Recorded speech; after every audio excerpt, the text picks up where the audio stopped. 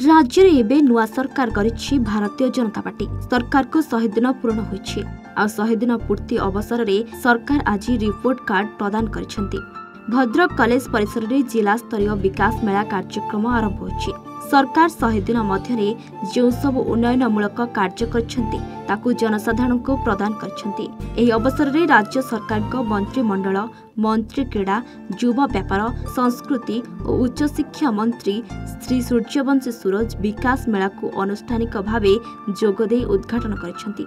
सरकार विकासमूलक कार्य तथा 100 दिन होइथिबा कार्य को जनसाधारण को निज वक्तव्य रखिथिले। सेहीपरि आज मंच में भद्रक विधायक सीतांशु शेखर महापात्र, सांसद अभिमन्यु सेठी, हेमंत पाढ़ी, सुधांशु नायक, बाणी कल्याण महांती, अजय नायक, जिलापाल दिलीप राउतराय उपस्थित रही राज्य सरकार 100 दिन मध्य होइथिबा कार्यक्रम बाबद निज वक्तव्य कहिथिले। जिलार कृति क्रीड़ाविद और जिलार विभिन्न अंचल में जिला प्रशासन पक्षर सहायता राशि चेक प्रदान करथिले। परे मेला बुली परिदर्शन करथिले।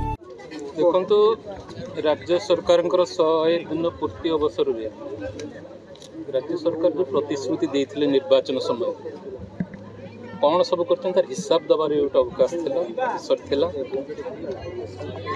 निर्वाचन समय जो श्रीमंदिर चारिद्वार खोलिबा कथा हो किंबा चाषी मान 3100 टंका सहायक मूल्य दबा कथा हो, सुभद्रा योजना एवं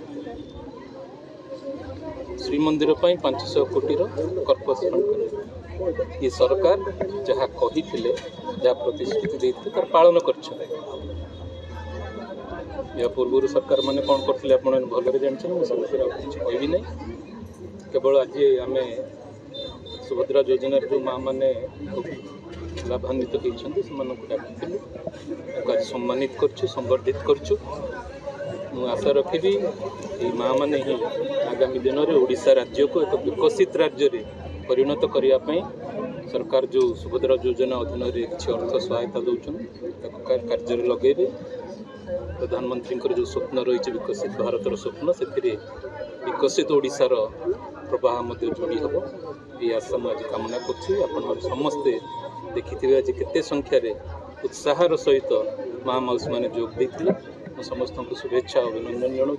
प्रगतिर नूतन सूर्योदय कार्यक्रम 100 दिन भितर लोक सरकार लोकों को हिसाब देवे कैफत देवे लोक जो जिताई से कौन कौन करिसेंती चारिद्वार खोलिबा आरंभ करी ओडिया अस्मिता तथा जगन्नाथ संस्कृतिर सुरक्षा पाई कर्पस फंड कथा कहतु कि 16 वर्ष धरी बंद थिबा मुख्यमंत्री अभियोग प्रकोष्ठ खोल कथा कहतु।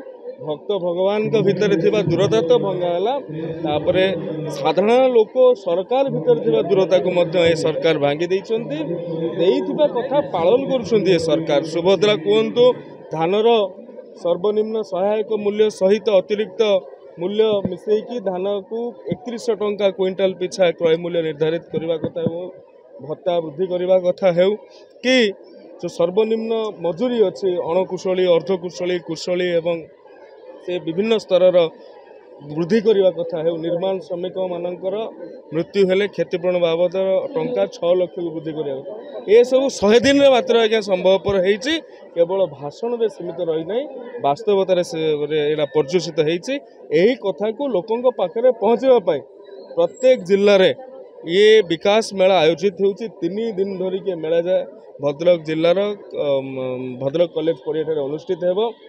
सरकार लोकों कौन करिसेंती से कथा जानिबार याठू भल अवसर आउ किसी न होई पारे। धन्यवाद। भद्रक सुब्रकांत राउतराय रिपोर्ट, एवान ओडिशा।